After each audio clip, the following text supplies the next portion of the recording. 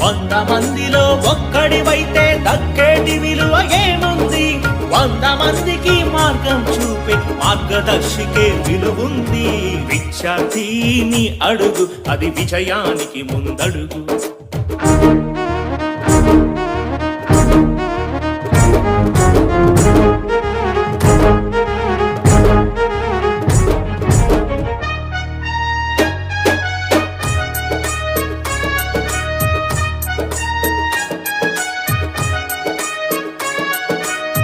కన్నవాళ్ల కన్నుల నిండుగా కన్న కలలు పండించు. అన్నవై ఆత్మీయతను ఆడపడుచుకు అందించు. అమ్మలోని కమ్మదనాన్ని స్నేహితునికి అందించు.